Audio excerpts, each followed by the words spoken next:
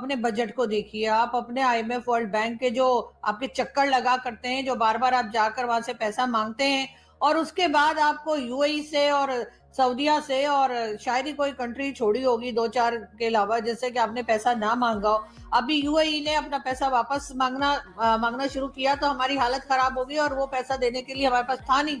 तो हमने जी सऊदीया से लेकर और आगे जो है वो यूएई को दे दिया। अब जाहिर है सऊदीया को भी अमेरिका ने ही कहा होगा या डोनाल्ड ट्रंप ने कहा होगा कि भाई आप इनको पैसा दे दीजिए, इसलिए कि आजकल ये हमारे पिट्ठू बने हुए हैं, आजकल ये हमारे काम आ रहे हैं, आजकल ये एक बार फिर हमारे हाथों बिके हुए हैं, तो इसलिए जो है वो हमें वो पैसा मिल गया।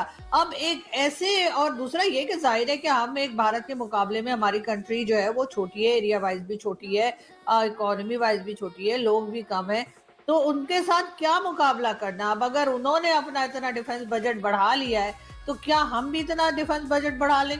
ये बिल्कुल ये वाला जो जो बेवकूफी पाकिस्तान की हुकूमत किया करती है, मेरा ख्याल है ये बिल्कुल गलत है। ये पैसा आप लोगों के ऊपर लगा सकते थे, ये पैसा आप हेल्थ सेक्टर में कर सकते थे, ये पैसा आप जो है वो किसी ना किसी जगह पर एजुकेशन में इन्वेस्ट कर सकते थे। हमारे जो स्टूडेंट्स हैं उनकी तालीम अच्छी हो सकती थी, हमारे जो लोग हैं उनको कोई हेल्थ फैसिलिटीज जो है बेहतर मिल जाए, क्योंकि ये जब ये लोग खुद बीमार होते हैं, चाहे नवाज शरीफ हो, चाहे जरदारी हो, चाहे दूसरे पॉलिटिशियन हो, ये ने तो अगर जुकाम भी हो जाता है तो ये कहीं ना कहीं स्विट्जरलैंड और कभी दुबई और कभी अमेरिका और कभी यूके अपने इलाज के लिए चले जाते हैं। और आम आदमी जो है उसको यहाँ पर अगर कुछ हो जाए तो उसके इलाज के लिए या उसके ट्रीटमेंट के लिए कोई फैसिलिटीज ऐसी नहीं रखी हुई है जिससे कि उसकी जान बचाई जा सके। इसीलिए ज्यादातर लोग जो हैं वो तो कह लीजिए कि जो गवर्नमेंट हॉस्पिटल्स हैं वहां जाते हुए घबराते हैं और वो कोशिश करते हैं कि या तो घर पर ही सही हो जाए या फिर किसी प्राइवेट हॉस्पिटल में जाए जहां पर वो उनकी खाल तो उतार लेंगे, लेकिन हो सकता है कि थोड़ी उनकी जान वान बच जाए। लेकिन मित्रों, पाकिस्तान को भी अभी ये विमर्शी लगने लगी है कि भारत वाले डिफेंस बजट पड़ा रहता है, हम क्या करेंगे, और नए नए तरीके ढूंढते हैं। देख लो ये वीडियो में ये लोग, हमने कोई भी बजट बढ़ाए इसको मिर्ची लगने लगती है, क्योंकि पाकिस्तान के पास अभी तक खाना के पैसे नहीं है तो डिफेंस बजट कहाँ से बढ़ाएंगे, और लोगों को खाना नहीं देंगे, लेकिन बजट बढ़ाने की बात जरूर करेंगे। और एक तरफ से आईएमएफ ने इसको घेर रखा है कि तुम दूसरा बजट मत बढ़ाओ और टैक्स का अगले टैक्स का कोई इंतज़ाम कर दो।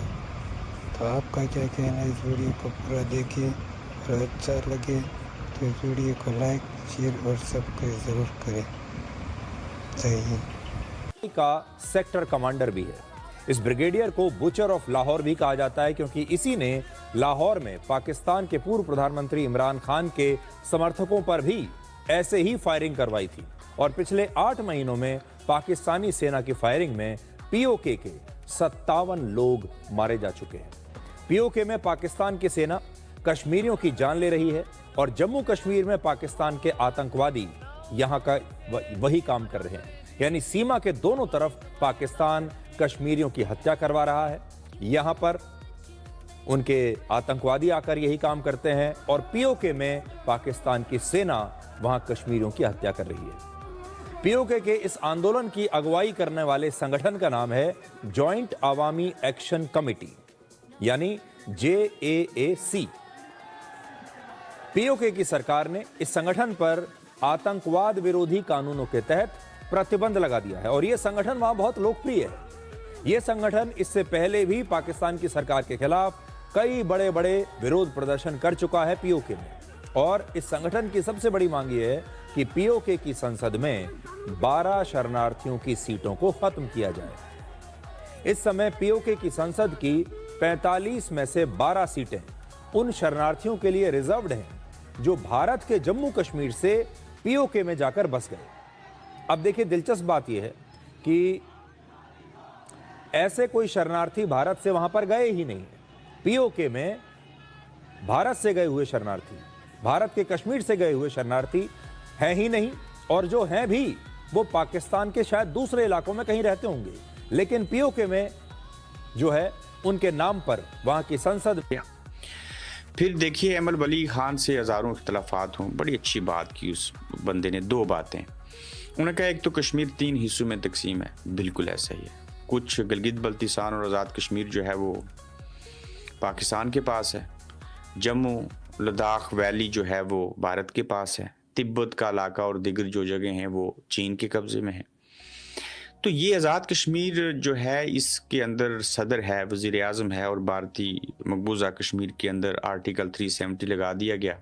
लाखों लोगों ने, कई लाख लोगों ने शहादत दी है, हमारी बहनों के साथ रेप किया गया, अंधा कर दिया गया, उनको जेलों में डाला गया, हमारी लीडरशिप को शहीद किया गया। यासीन मलिक साहब अभी जेल में हैं, कुछ को नज़रबंद किया गया। दूसरी बात कि माजरीन की 12 सीटों के हवाले से जब एमएल वली से पूछा गया तो क्या खूबसूरत बात की शख्स ने। अब मुझे अंदाज़ा होता है कि जो ये 12 सीटें ब्लैकमेलिंग का ज़रिया हैं, इसको ख़त्म करना क्यों ज़रूरी है और इसके इख्तियारात को कम करना क्यों ज़रूरी है और इसका हल करना क्यों ज़रूरी है। देखिए बलोचिस्तान और गिलगित KPK के लोग कराची में हैं ना, वहाँ की असम्बली है ना, वज़ीर आला गवर्नर। तो क्या एमएल वली खान के बकौल वो जो कराची में बलोचिस्तान के लोग बलोची रहते हैं, पूरी गैंग्स हैं उनकी, पूरे इलाके हैं, क्या उनको वो वहाँ पे सीटें दे दें? क्या पंजाब के अंदर जो बाहर के लोग आके रहते हैं उनको सीटें दे दें? अब इसी तरह से पाकिस्तान के माजरीन जो कश्मीर के माजरीन पाकिस्तान में रहते हैं उनको सीटें दे दी हैं। ठीक है, कश्मीर कॉज को इशू बनाया, यूनाइटेड नेशन की करारदादों की बात करते हैं, लेकिन ये भी मानना चाहिए कि ये सीटें जो हैं वो हुकूमतें बनाने और गिराने में बड़ा अहम किरदार अदा करती हैं। मुख्तसर चीज़ ये कि आज़ाद कश्मीर के अंदर आवाम जो है उसमें ख़वातीन, बच्चे और सारे शामिल हैं। सुबह के वक्त ऑपरेशन हुआ, कुछ रात को ऑपरेशन हुआ। मीरपुर चतरपड़ी से तलक रखने वाले असरार नामी नौजवान जो हैं वो रावलाकोट में शहीद हुए हैं। दूसरी शहादत जो अब तक कन्फर्म है, 2 शातेकारों और दीगर लोग जो हैं वो ज़ख्मी हैं, वो पलंदरी से तलक रखते हैं। अब मैं बाकी चीज़ों के ऊपर बात करने से पहले जहाँ पे अवाम की बहुत बड़ी तादाद है, उनके जज्बात क्या हैं, ये भी बयान 3000 अरब कर दिए। और क्योंकि इंडिया ने पिछले साल अभी इस साल अपना डिफेंस बजट बड़ी तादाद में बढ़ाया, तकरीबन वो अपना जो डिफेंस बजट है वो $87 बिलियन पे तारड़ साहब ले गए हैं।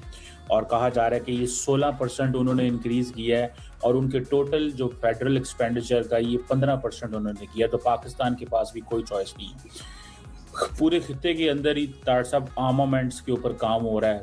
UAE भी डिफेंस पे लगा रहा है, सऊदीज भी, अमेरिकन भी, ईरानी भी, इंडियंस भी, पाक सब लड़ रहे हैं। क्या देख रहे हैं तारड़ साहब? चीमा साहब, भारत को डिफेंस इससे भी ज्यादा बढ़ाना चाहिए, क्योंकि उनके साथ अब TTP भी इन्वॉल्व है, पठानों का खर्चा भी उठाना है, PTI का खर्चा भी उठाना है, और अब खर्चा साथ एक और छोटा बच्चा उन्होंने आवारा जब फिर लगा शौकत मीर साहब, वो भी अडॉप्ट कर लिया इंडिया ने, उसको भी गोद ले लिया है उन्होंने। अवामी एक्शन कमेटी, अब ये तीसरा बच्चा उन्होंने गोद उठा लिया। उनको बहुत पैसे चाहिए, क्योंकि पैसों के बगैर ये भी नहीं चलता। चीमा साहब, अफसोस की बात है, दुख से, और ये वो कंट्री है जो ये लेकर आया था कि पाकिस्तान को आइसोलेट करना है, जहां पाकिस्तान दहशतगर्द तंजीमों को करता है। जरा देखें इनके टीवी चैनल पर, ओपनली इनके जो डिफेंस एनालिस्ट है वो कहते हैं हमने इतनी इन्वेस्टमेंटें कर रखी थी पाकिस्तान के अंदर, अब उनको एक्टिवेट करने का टाइम आ चुका है। तो ये दहशतगर्दी नहीं तो क्या है? इसको डिफाइन करें, इसको डिफाइन करें। हाँ, इधर मेरे जो भाई, मैं जिनकी तकरीरें कईयों के सुनते हैं, कहते हैं जी असी उधर चले जाएंगे, असी ऐतल आ जाएंगे।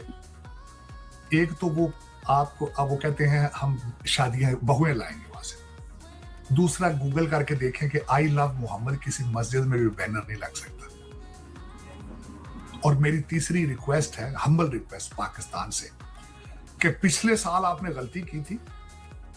ये जो हमारे बहनोई बन के फिर रहे हैं, बिजली हमारी, आटा हमारा, ते अखा में सानू ही